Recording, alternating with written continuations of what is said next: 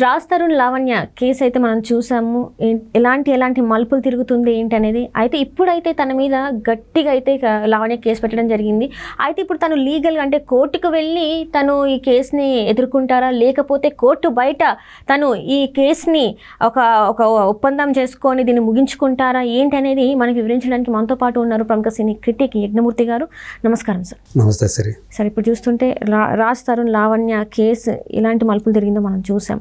అయితే ఇప్పుడు మరి చట్టబద్ధంగా రాజ్ తరుణ్ ఆ కేసుని ఎదుర్కొని అంటే కోర్టులో పోరాడతారంటారా, లేకపోతే కోర్టు బయట ఈ కేసుని ఒక కొలికి తెచ్చే అవకాశం ఉందంటారా? ప్రాథమికంగా రాజ్ తరుణ్ ఒక యాక్టర్, పైగా తన చేతిలో ఇప్పుడు సినిమాలు కూడా ఉన్నాయి. అందులో తిరగబడరా స్వామి అని చెప్పేసి అది యాక్చువల్గా జూలై 12 రిలీజ్ కావాల్సినటువంటి సినిమా.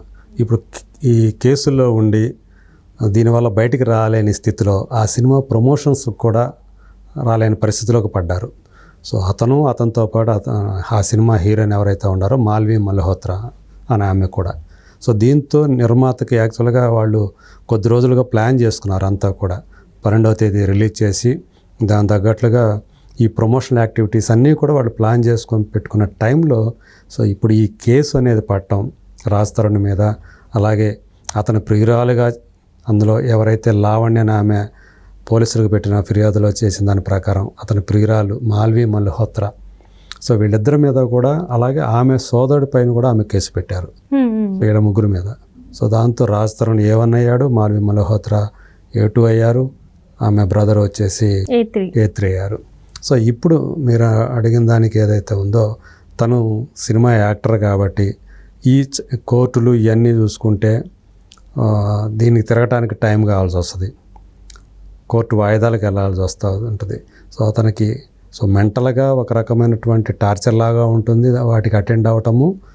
పైగా ఇప్పుడు కనుక రిమాండ్ కనుక విధిస్తే కనుక, ఎందుకంటే అందులో ఒక నాన్ బెయిలబుల్ సెక్షన్ కూడా ఉంది కాబట్టి 493 మోసపూరితంగా తనని వంచించి పెళ్లి చేసుకుంటా అని చెప్పేసి వంచాడు అనేది ఆ కేసు కూడా ఉంది కాబట్టి, సో దాని మీద రిమాండ్ విధిస్తే మళ్ళీ జైల్లో గడపాల్సిన పరిస్థితి ఏర్పడుతుంది.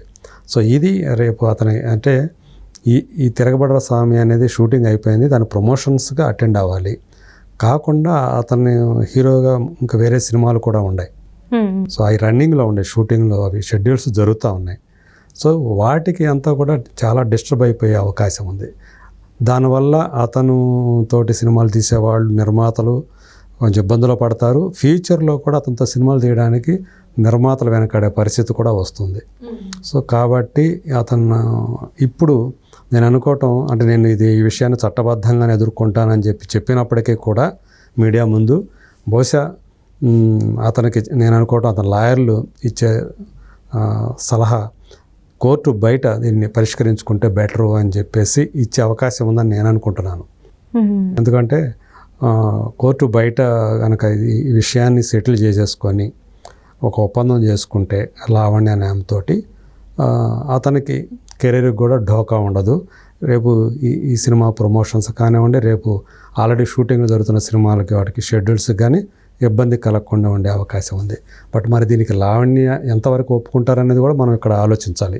అంటే ఇప్పుడు లావణ్య ఏమడుగుతుందంటే సార్, నాకు రాజ్ తరుణ్ కావాలి అని అడుగుతుంది కదా సార్. మరి రాజ్ తరుణ్ కావాలంటే తనని పెళ్లి చేసుకోవాలంటే ఆల్రెడీ గతంలో పెళ్ళయింది, గుళ్ళో పెళ్ళయింది అని చెప్పింది.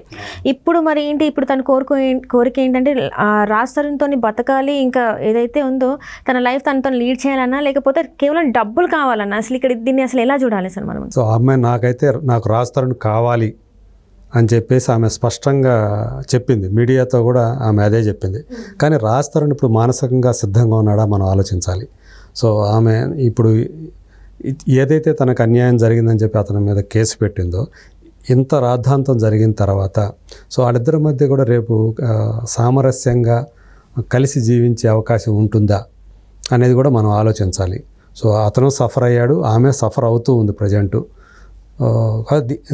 కాబట్టి ఇలాంటి కేసుల్లో ఏంటంటే పైగా తను ఆమె మీద వేరే ఆరోపణలు కూడా చేశాడు. అతనే కాకుండా అతనితో కూడా ఆమె సహజీవనం చేస్తూ ఉంది.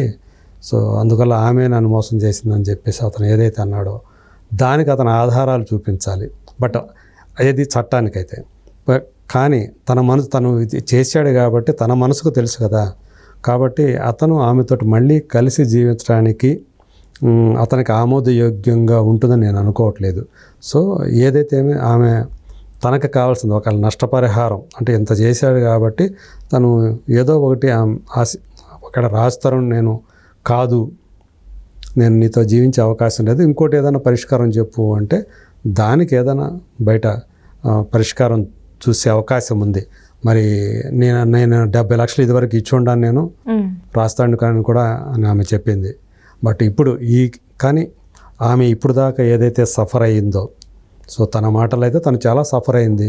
ఇంతకాలం అతనితో కలిసి ఎంత 1 కోటి 2 కోట్ల 5 కోట్ల 10 కోట్ల. సో ఇది దీనికి అంటే ఆమెకు జరిగినటువంటి ఏదైతే ఆమె అన్యాయం అనుకుంటుందో, ఏదైతే రాజస్థానంలో తను నష్టపోయాను అనుకుంటుందో దానికి ఎంతవరకు అయితే తనకి అంటే భవిష్యత్తుకి మరి ఢోకా ఉండకూడదు. రేపు మరి ఆమె ఇంకొకరితోటి జీవితాన్ని పంచుకోవచ్చు, లేకపోనవచ్చు. సో అది ఆమె ఇష్టం, వ్యక్తిగత అభిప్రాయం కాబట్టి. బట్ ఏమైనా ఆమె భవిష్యత్తుకి ఢోకా ఉండకూడదంటే ఇప్పుడు దాకా 10 ఏళ్ళు కలిసి జీవించామని ఆమె అంటున్నారు కదా. సో మరి అంతకాలం కలిసి జీవించారు కాబట్టి ఆమెకు కొన్ని హక్కులు అనేవి ఉంటాయి ఖచ్చితంగా. సో అతను కూడా ఈ విషయంలో ఖచ్చితంగా రేపు ఆ సెటిల్మెంట్ చేసుకునే విషయంకి వచ్చేటప్పటికి తను ఎంతో కొంత డబ్బు, మరి అది ఎంత డబ్బు అంటే ఆమె ఎక్కువ అంటే మరీ తక్కువకైతే ఎవరు నాకు తెలిసి సెటిల్ చేసుకోవడానికి ముందుకు రారు. సో అది ఎంత అవుతుంది నేను అనుకోవడం 5 కోట్ల నుంచి 10 కోట్ల మధ్యలో ఉండొచ్చు అని అనుకుంటున్నా. సో ఈ సెటిల్మెంట్ ఒకవేళ చేసుకోవాల్సి వస్తే కనుక సో రాజస్థాను చెల్లించాల్సిన అమౌంట్ ఒకవేళ సెటిల్మెంట్కి అంత దాకా ఉండే అవకాశం కూడా ఉంది. 5 కోట్ల నుంచి 10 కోట్ల మధ్యలో కూడా ఉండే అవకాశం ఉంది.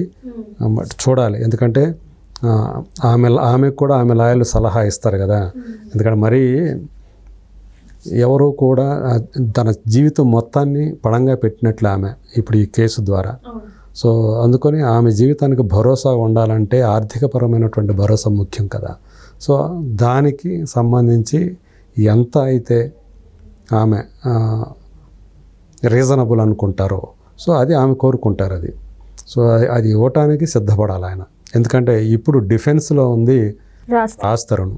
సో తను డిఫెండ్ చేసుకోవాలా, తన కెరీర్కి ఢోకా ఉండకూడదు అనుకుంటే అతను కోల్పోవడానికి తను ఇప్పుడు దాకా ఏదైతే సంపాదించుకొని ఉన్నాడో అదంతా కూడా కోల్పోవడానికి అతను సిద్ధపడాలి.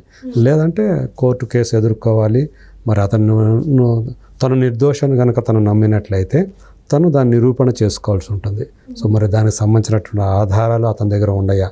ఎందుకంటే తను లావణ్య మీద కొన్ని ఆరోపణలు చేశాడు. దానికి సంబంధించినటువంటి ఆధారాలు కోర్టుకి సమర్పించి అవి నిజమని కోర్టు నమ్మాలి. సో అప్పుడు ఇతనికి శిక్ష పడకుండా విడుదలయ్యే ఒక నిర్దోషిగా బయటపడే అవకాశం ఉంటుంది. వేరాజ్ ఇప్పుడు అన్నీ కూడా ఆమె ఇప్పుడు విక్టిమ్ కాబట్టి ఇక్కడ ఈ కేసులో పోలీసులు ఇతని మీద కేసు పెట్టారు కాబట్టి ఇతను కల్ప్రిట్ కింద అవుతాడు. తనే మొత్తం కూడా నాది తప్పు కాదు, ఆమెదే తప్పు అని అతను నిరూపించుకోవడం కావాల్సినటువంటి ఆధారాలు అతను సమర్పించాలి. అతని లాయర్లు కోర్టుని నమ్మించగలగాలి, జడ్జిని నమ్మించగలగాలి. అప్పుడే అతనికి అనుకున్న న్యాయం అతనికి జరుగుతుంది. లేదంటే కోర్టు బయట కనుక పరిష్కారం చేసుకోగలిగితే అది ఏమిటి మరి కలిసి జీవించడమా లేకపోతే నష్టపరిహారం కింద డబ్బు చెల్లించి సెటిల్ చేసుకొని ఒప్పందం చేసుకొని బయటికి రావటమా? అలా వస్తేనే అతనికి సినిమా కెరీర్ కూడా ఉండే అవకాశం ఉంది. లేకపోతే అది నష్టపోతాడు, ఇది నష్టపోతాడు. అటు జైలుకి వెళ్ళాలి, అదొక నష్టం, మళ్ళీ ఇటు కెరీరు దెబ్బతినిపోతుంది. సో దీని కనుక బేరేజ్ వేసుకుంటే